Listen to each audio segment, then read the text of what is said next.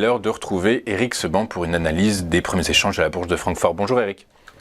Bonjour. Bonjour, merci beaucoup d'être avec nous ce matin Eric. Je vous souhaite une très belle année 2023 en introduction de votre analyse. Eric, les marchés aujourd'hui sont tournés vers la publication des minutes de la Fed en fin de séance boursière. Ceci étant, hier avec les bons chiffres de l'inflation allemande, est-ce qu'on est en droit de supposer que l'indice allemand pourrait retourner vers ses plus hauts de début décembre dernier? Oui, en tout cas, il essaye. Il essaye, après s'être gentiment endormi toute la fin de l'année dernière. On l'avait un petit peu anticipé, donc on n'a pas eu d'étonnement. Je vous l'avais annoncé. Il ne se passerait pas grand-chose. Et puis là, ça démarre doucement, très doucement, on le voit bien, puisque finalement, le DAX continue son évolution dans une zone comprise entre 13 900 et 14 150 pour arrondir.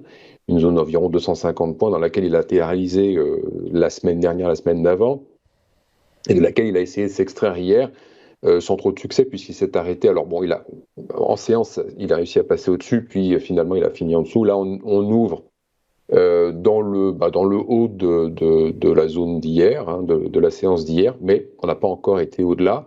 Donc, contenu dans une zone de résistance pour le moment, qui est le haut de cette zone de latéralisation dans laquelle il a évolué ces dernières semaines.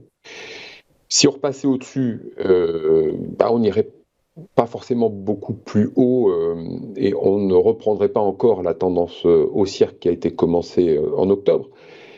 Tendance, je rappelle, qui s'est construite sur du sable. C'était vraiment dans des volumes très faibles et avec plus un volume de contrainte qu'un volume de conviction.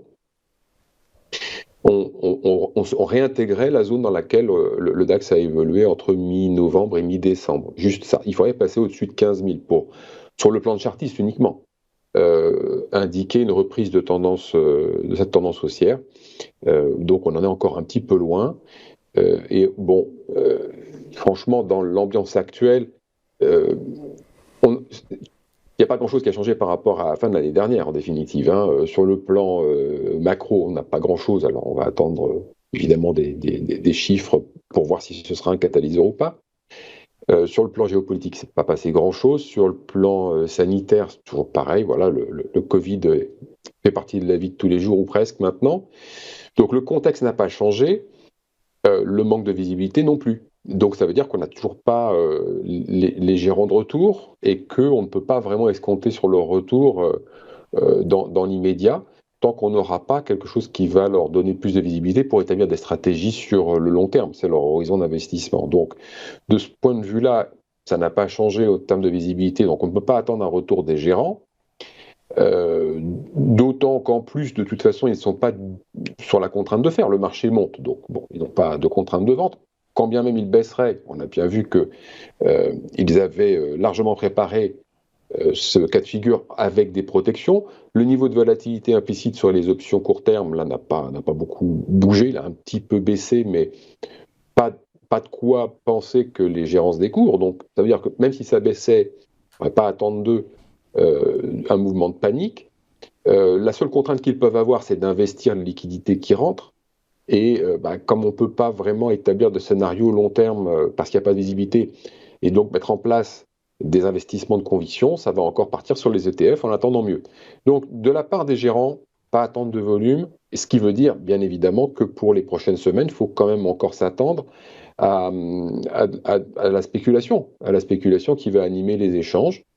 Spéculation qui, sur les niveaux de prix actuels, n'a pas de contrainte technique forte. Il n'y a pas, tant qu'on reste dans la zone 13 900,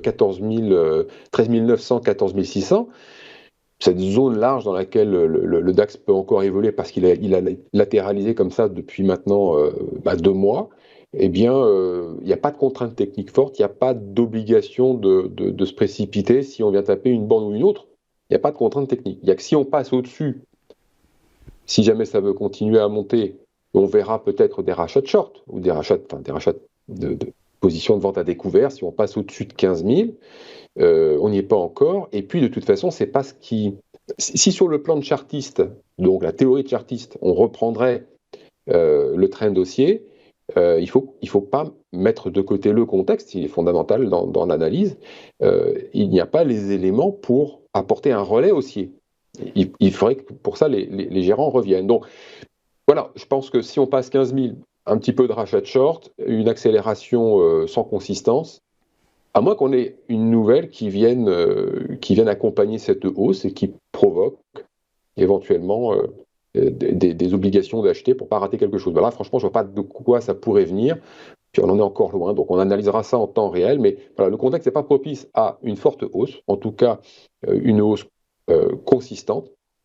Pour l'instant encore, il n'y a pas de raison qu'on ait autre chose que la spéculation pour animer les échanges. Oui, vous avez tout à fait raison. On pourrait éventuellement évoquer tout de même cette fameuse crise énergétique dont tout le monde parlait, qui finalement ne semble pas pointer le bout de son nez pour tout un tas de raisons, notamment des stocks plus que conséquents en Europe, des stocks de gaz plus que conséquents en Europe, et puis des conditions météorologiques extrêmement favorables. Mais effectivement, vous avez tout à fait raison. Donc du coup, zéro visibilité, zéro contrainte technique. Du coup, on attend que le DAX gentiment mais sûrement continue sur sa poursuite de moyen terme, c'est-à-dire à la hausse, du coup, gentiment. Oui, gentiment à la hausse. Voilà, la latéralisation légèrement haussière, c'est ce qu'on peut attendre, en tout cas pour les prochains jours, prochaines semaines, sans nouvelle forte. Okay, très clair, merci. Et donc on sera attentif aux 15 000 points qui seront l'élément décisif qui pourront peut-être inciter les gérants à racheter des shorts ou les traders à racheter leur position vendeuse. Très clair. Oui, pas les gérants, hein, les spéculateurs qui sont en vente à découvert. Ouais. Ça marche. Merci beaucoup, Eric. Eric Seban, trader, formateur et coach.